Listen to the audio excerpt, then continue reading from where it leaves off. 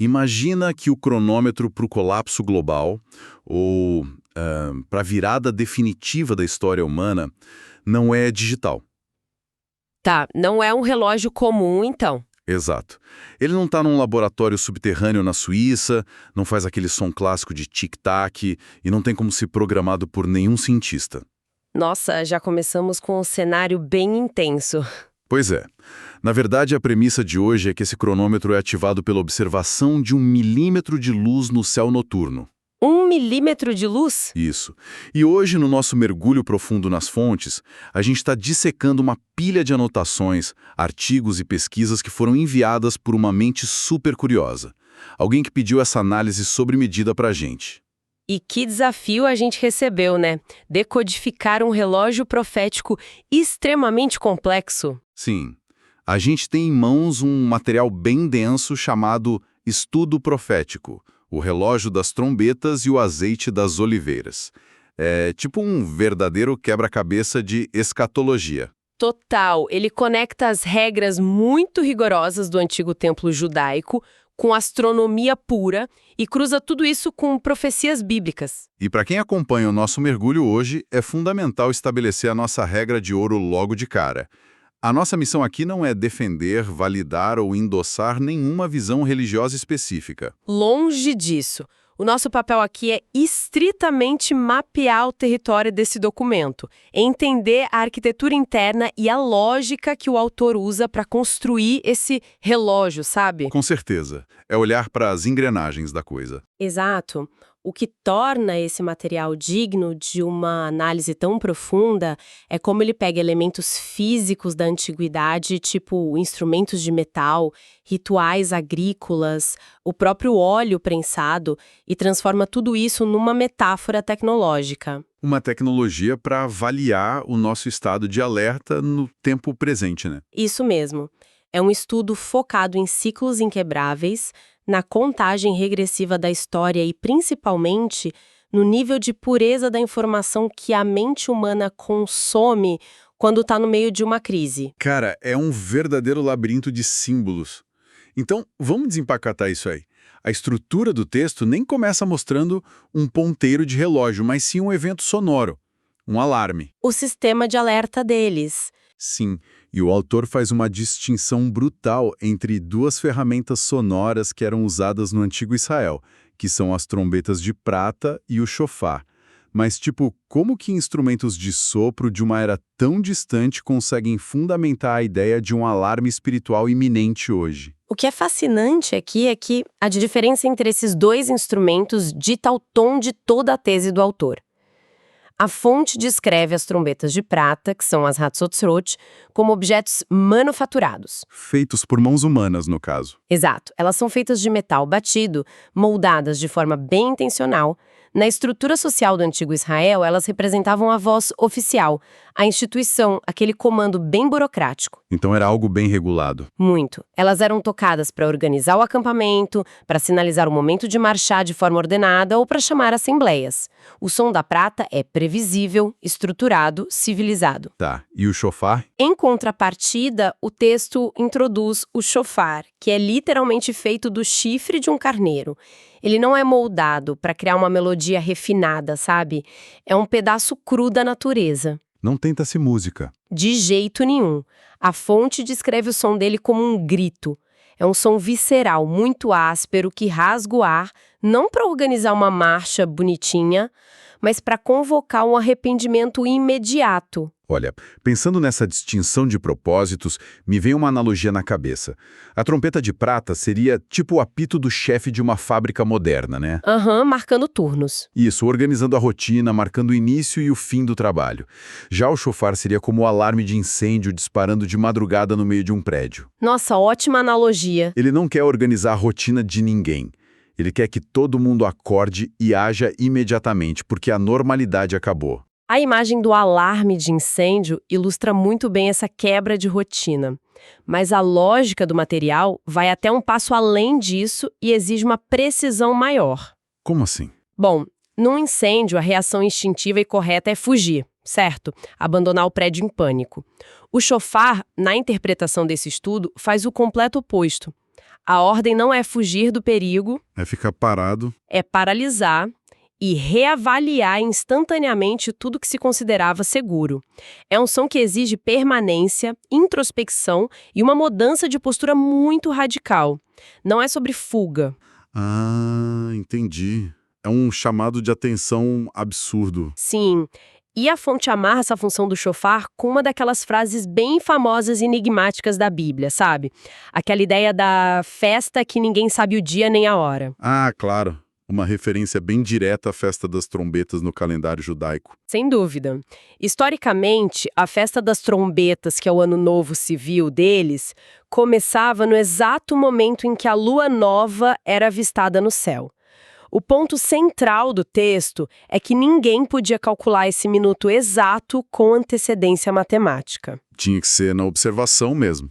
Exclusivamente na observação visual empírica do céu. Assim que a confirmação acontecia, o shofar era imediatamente tocado. Então, o autor usa essa mecânica histórica para argumentar que esse alarme espiritual não obedece a um cronograma de prata, digamos assim. Não é humano, nem previsível. Perfeito. Trata-se de uma interrupção divina que simplesmente ignora as agendas terrenas. Exige um despertar abrupto de quem está ali desatento. Tá, então a lógica é a seguinte. O shofar toca e o despertar acontece. Mas, esse despertar acontece no escuro total. O som cumpriu o papel dele de quebrar o estado de torpor, mas um som alto não ilumina uma sala. É verdade, fica todo mundo acordado, mas cego. Pois é. E como uma comunidade sobrevive a essa cegueira repentina depois do susto? Essa lacuna lógica leva a gente direto para as visões lá do profeta Zacarias, no capítulo 4, e de Apocalipse 11, que o estudo disseca bem. O texto argumenta que só abrir os olhos não basta. Precisa de um combustível específico para enxergar o que vem depois. Aí entramos na engrenagem do que o autor chama de combustível da verdade. O material extrai dois elementos muito vitais dessas passagens: as duas oliveiras e o azeite de ouro. Tá, e o que são as oliveiras nessa visão? O texto interpreta as oliveiras como sendo os dois ungidos, ou as duas testemunhas que ficam diante de Deus. E a característica principal dessas árvores, segundo a fonte, é que elas são uma fonte contínua, viva e inesgotável de revelação. Elas não são um balde que você enche e uma hora esvazia, né? Exato. Não são um tanque de armazenamento. São organismos vivos que produzem essa matéria-prima o tempo todo para a comunidade fiel. E essa matéria-prima é o azeite de ouro. O que me chamou muita atenção nas anotações é a insistência absoluta e até um pouco obsessiva na qualidade e na pureza desse azeite. O texto bate muito nessa tecla. O estudo não fala de só ter fé ou ter conhecimento genérico. Ele define o azeite de ouro especificamente como a verdade em seu estado mais absoluto, fluindo sem absolutamente nenhuma mistura, adaptação ou concessão. E essa pureza não é só um detalhe poético ou estético no texto. Ela é literalmente a mecânica de sobrevivência. Nessa visão, o azeite flui das oliveiras direto para os candeeiros através de tubos de ouro. Tubos de ouro puro. Isso. O material explora a propriedade química do ouro mesmo. É um metal nobre que não oxida, não corrompe e não reage com outras coisas. Isso embasa a tese de que a informação que passa por ali não sofre diluições teológicas. Nem filosóficas. Nem filosóficas. O azeite não capta impurezas do meio. Ele não é suavizado para ficar mais palatável para o público moderno. Não é ajustado para conveniência política. É a informação em estado bruto. E aqui eu preciso fazer uma pausa para refletir sobre a causalidade disso tudo, porque a gravidade dessa ideia é imensa. Pode falar. Se o texto gasta tanta energia enfatizando que o azeite não pode ter diluições, isso levanta uma questão crítica. A maior ameaça descrita nessa narrativa não é necessariamente o ateísmo ou a falta de informação, certo? A ameaça é a informação adulterada. Exatamente, a mistura. Seria essa diluição teológica o equivalente a colocar gasolina batizada no motor de um barco bem no meio de uma tempestade perfeita. Porque se a pessoa acha que tem combustível, ela vai para o mar aberto. Mas quando a máquina engasgar e falhar sob pressão, o naufrágio é totalmente garantido. Nossa, essa dedução traduz perfeitamente a relação de causa e efeito que o estudo propõe. O perigo real não é o escuro em si, mas a falsa sensação de preparo. Achar que está pronto quando não está? Isso. É acreditar que você tem luz suficiente quando, na verdade, o seu recipiente está cheio de uma mistura bem fraca que não vai aguentar a combustão na hora crítica. E o autor coloca isso no contexto da chamada última semana profética. Que seria um período de provações bem agudas, né? Um período de escuridão global pesada. A tese é que, sob o peso esmagador dessa pressão sistêmica, qualquer doutrina superficial ou qualquer crença adaptada só para radar as massas simplesmente vai evaporar. Não tem substância para aguentar a pressão. Nenhuma.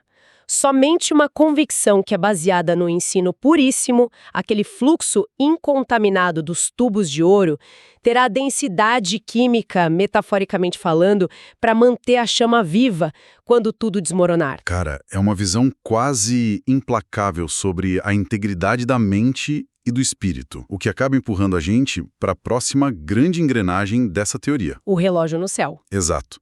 Porque a lógica diz que se a comunidade precisa estocar esse azeite puríssimo e se o alarme do chofar é totalmente imprevisível, surge a necessidade vital de se localizar no tempo. Como saber em que milímetro exato da história as coisas estão acontecendo? Onde o mundo está posicionado, né? Sim.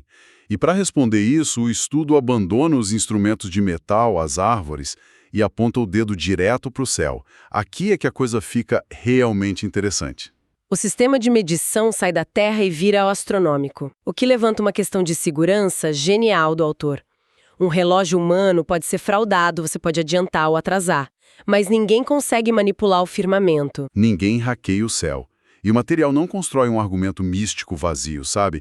Ele usa a mecânica dos corpos celestes de verdade, assumindo o conhecimento de que a Lua não tem luz própria, que ela só reflete o Sol.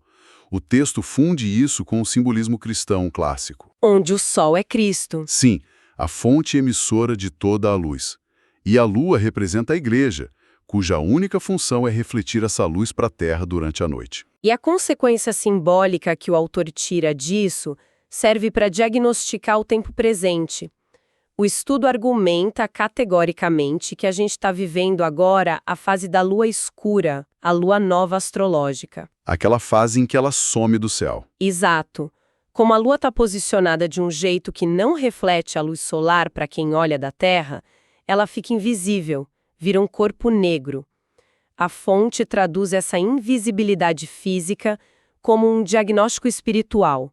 A comunidade global estaria vivendo uma fase de diluição profunda. Perdeu a capacidade de refletir a verdade pura. Perfeitamente. Estaria mergulhada numa escuridão teológica, operando só com aquela gasolina batizada, da sua analogia. Mas a mecânica orbital é implacável, né? A Lua não fica escura para sempre. O ciclo avança, é obrigatório. E é justamente nesse avanço que o autor introduz o conceito mais sensível do estudo, que é o filete de luz. O gatilho de tudo. Isso, o que marca a virada nesse relógio astronômico, não é a clareza de um sol ao meio-dia, é o primeiríssimo, quase microscópico milímetro de luz refletida na borda da Lua. Esse filete de luz atua como o acionamento absoluto do sistema. O estudo detalha que, quando esse feixe mínimo surge no céu noturno, ele simboliza o rompimento do silêncio. É o reaparecimento da pregação pura, o momento exato em que o azeite de ouro volta a fluir. E fica perceptível aqui na Terra. Sim. E lembra que a gente falou que a festa das trombetas dependia da observação visual? Na lei antiga lá de Israel, o novo mês não começava por um cálculo matemático no papel. Exigia que 2 testemunhas idôneas vissem esse filete no céu e reportassem formalmente para o tribunal do Sinédrio, lá em Jerusalém. Para poder oficializar o tempo. Exatamente. O autor pega essa exigência legal antiga e coloca por cima do futuro profético.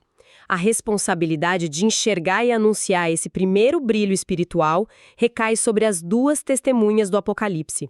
Ao verem a restauração da verdade, elas cumprem o requisito legal para destravar o tempo final. É o botão de acionamento do clímax histórico.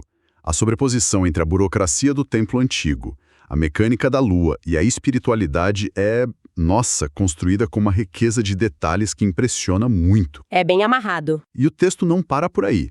Ele usa o capítulo 12 do livro de Apocalipse para selar esse argumento astronômico. Sabe aquela famosa visão da mulher vestida do sol, com a lua debaixo dos pés e uma coroa de 12 estrelas? Sei bem. Nas anotações da fonte, essa mulher não é interpretada de forma genérica. Ela é descrita como uma comunidade fiel que compreendeu completamente a mecânica desse relógio celestial. Sim, a interpretação foge totalmente do lugar comum. O fato de a mulher ter a lua debaixo dos pés é lido pelo autor como um símbolo de domínio sobre a cronologia de Deus. Ela pisa em cima do tempo. Exato, ela não é refém do tempo. Ela entende a progressão das fases. E por estar vestida do sol, ela está banhada e protegida pela luz direta da justiça. Ela já superou a fase da lua escura e não vai ser pega de surpresa pelo alarme. Compreender o relógio é deixar de ser vítima dele, o que nos leva, inevitavelmente, para a fase mais tensa e psicologicamente pesada de toda a narrativa desse estudo. A contagem regressiva. Isso. Assim que as testemunhas avistam o filete de luz e o relógio começa a correr vertiginosamente, qual é o próximo passo? O que acontece no curto espaço de tempo que se abre a partir desse anúncio? Se conectarmos isso ao panorama geral das festas bíblicas, o estudo nos joga direto na dinâmica mais extenuante do Antigo Templo. O autor foca no período que antecede o Yom Kippur, que é o dia da expiação, o ápice da solenidade judaica. E ele usa o conceito da vigília do sumo sacerdote para explicar isso, né? Sim, para ilustrar o estado mental que é exigido do povo. Na noite anterior ao Yom Kippur, o sumo sacerdote estava sob proibição absoluta de dormir. Não podia fechar os olhos. De jeito nenhum. A comunidade sacerdotal tinha que manter ele acordado a qualquer custo. Eles liam pergaminhos para ele, forçavam ele a caminhar pelo chão de pedra fria do pátio. O sono, na lógica do templo, abria a possibilidade de uma impureza cerimonial acidental. E qualquer contaminação, por menor que fosse, ia desqualificar ele de entrar no Santo dos Santos no dia seguinte. Instantaneamente. E isso arruinaria o trabalho do ano inteiro da nação inteira. A carga mental dessa vigília devia ser quase insuportável. Uma falha humana, um piscar de olhos prolongado e tudo estava perdido. Era uma demanda por vigilância que testava os limites da biologia humana. E no texto, essa vigília literal é transformada na exigência de uma vigilância espiritual contínua pela comunidade. Eles não podem ser pegos em sono teológico. Nem contaminados por doutrinas diluídas. Especialmente no momento crítico do selamento. O autor ancora essa preparação intensa num cronograma bem restrito, que são os chamados 10 dias de temor. Que são os dias que separam o toque inicial do chofar na festa das trombetas até chegar no dia da expiação. Mas por que exatamente 10 dias? Qual é a mecânica por trás disso? Na tradição judaica, os Yamin Noraim, ou dias de temor, são um período de introspecção muito brutal e arrependimento ativo. O texto usa essa janela de tempo para definir o intervalo exato em que a oportunidade ainda está aberta. Então começa a contar a partir do vilete de luz. Isso. A partir do anúncio das duas testemunhas, começa a contagem simbólica. É o tempo exclusivo para o pessoal ouvir a pregação pura, largar as misturas e encher os próprios recipientes com azeite de ouro. E a urgência se dá porque, de acordo com o estudo, na metade dessa última semana, as duas testemunhas são assassinadas e silenciadas, certo? Exatamente. Ou seja, a fonte do azeite puro é cortada abruptamente. É a definição exata de uma janela de oportunidade se fechando na sua cara. E o estudo amarra essa urgência aos alertas de Jesus. A ponte mais óbvia aqui é a parábola das 10 virgens. 5 prudentes que estocaram azeite e 5 nécias que não estocaram. Todas ouviram o aviso, todas queriam participar da festa, mas só metade tinha o combustível de verdade quando houve o atraso. E o material também cita aquela frase: vigiai, pois a noite vem quando ninguém pode trabalhar. O estoque de azeite tem que acontecer enquanto as oliveiras estão de pé. Porque a noite, nessa lógica escatológica, é o apagão total da verdade. A pregação aberta para de existir. O silêncio profético é a escuridão da parábola. E quando isso rolar, a sobrevivência vai depender só daquelas reservas profundas que você acumulou durante a luz. Então, o que tudo isso significa na prática, né? Analisando a urgência que o texto descreve, a lição central das virgens transcende só ficar de olho aberto. A ênfase é na posse intransferível do azeite. É muito individual. Quando o noivo finalmente chega, de surpresa, e as lâmpadas das virgens despreparadas começam a falhar, qual é o instinto delas? Terceirizar a solução.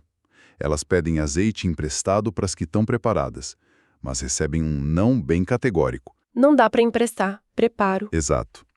Aquelas mentes que tentam buscar a verdade pura, o azeite de ouro, só depois que as oliveiras foram silenciadas, encontram a porta trancada. A internalização da verdade não pode ser terceirizada no segundo em que a crise estoura. O entendimento tem que vir antes do caos. A conclusão da fonte é justamente a intransferibilidade dessa preparação. Ninguém consegue aguentar uma ruptura estrutural dessas operando com combustível cognitivo de outra pessoa. A posse do azeite é dolorosamente sua, e o texto é incisivo ao dizer que só quem reter essa verdade incontaminada vai conseguir atravessar a chamada angústia de Jacó. E essa angústia de Jacó, junto com outros termos bem densos do material, meio que pavimenta o caminho para a grande síntese desse quebra-cabeça. O texto não fala de preparação só por precaução, né? Ele descreve um embate final, de fato. É um teste de resistência. Como o autor articula a função prática desse azeite puro contra as forças que vão tentar suprimir ele? O mapa desenhado culmina num teste bem pesado. Ele diz que, depois que o filete de luz marca o início da última semana de Daniel, e depois dos 10 dias de arrependimento, a comunidade fiel entra em rota de colisão direta com o sistema global. É aí que entra a perseguição orquestrada pelo dragão. O dragão do Apocalipse, que seria o poder institucional opressivo. Isso, máquina do engano. A angústia de Jacó é o clímax dessa pressão psíquica e física. O azeite puro funciona como um escudo cognitivo. A verdade sem diluição é o que dá a clareza mental e a força espiritual para você não ceder à narrativa do dragão. O azeite impede que a mente aceite a mentira como se fosse um alívio, né? Mesmo sob tortura sistêmica. É a verdade como antiveneno contra a desconstrução da realidade. Brilhante. E o relógio não termina na perseguição. Ele aponta por uma resolução de todo esse ciclo extenuante. Sim. A arquitetura propõe que a fidelidade durante a fase noturna, sob a fúria do dragão, resulta na libertação absoluta. A comunidade que mantém a lâmpada acesa atravessa o fogo e chega na vitória, que culmina na festa dos tabernáculos. Que é uma festa de alegria, de colheita final e de habitação pacífica. A restauração da ordem divina depois do caos todo. Exatamente. Uma recompensa luminosa. É uma progressão épica. Sai do susto visceral de um chifre de carneiro e vai até o triunfo do descanso final. E para quem acompanhou a gente desempacotando toda essa engrenagem teológica, independentemente da posição pessoal sobre Apocalipse ou datas, o peso dessas metáforas na vida real é inegável, né? Totalmente. É uma metáfora muito atual. O estudo funciona como uma lupa gigantesca sobre o valor crítico do nosso discernimento hoje. A gente vive mergulhado nessa lua escura da hiperinformação. Quase tudo que a gente consome hoje é diluído, mastigado, para gerar engajamento rápido, cheio de meias-verdades e confortos intelectuais. A gasolina batizada do dia a dia. E a tese central de buscar fontes primárias e puras, que seria o nosso azeite de ouro, e o senso de urgência para solidificar as nossas convicções antes que as crises existenciais batam na porta. É um tratado de sobrevivência atemporal. A noite e os colapsos invariavelmente chegam para todo mundo. O motor do estudo não é para gerar pânico diante do relógio, mas sim inspirar uma reverência profunda pela integridade do que se acredita. A sofisticação desse mecanismo levanta uma questão essencial para a gente. Qual seria? Não é só sobre ficar monitorando política ou os desastres lá fora, sabe? É sobre inspecionar com rigor quase científico a qualidade do combustível interno que a gente usa para interpretar esses eventos. A ferramenta de medição mais importante aí não é o calendário da parede, é a nossa própria consciência. É a consciência. E isso nos leva à reflexão derradeira da nossa jornada pela mecânica desse texto instigante. Voltando para aquela cena do começo, de despertar atordoado no escuro com o alarme do chofar. Se o azeite de ouro simboliza a verdade no seu estado mais robusto e não adulterado, e se a mecânica do universo dita que ele só pode ser estocado enquanto a luz brilha e as vozes ensinam... A hora de buscar é agora. Exato. Quem acompanha a gente pode se perguntar, no seu próprio processo de compreender a realidade, as convicções e sabedorias que você está estocando hoje têm a densidade necessária para iluminar o caminho quando a verdadeira noite cair? Ou será que a sua mente opera só com o reflexo pálido e diluído da opinião dos outros? A responsabilidade de manter a lâmpada acesa no meio da tempestade recai unicamente nas mãos de quem a segura.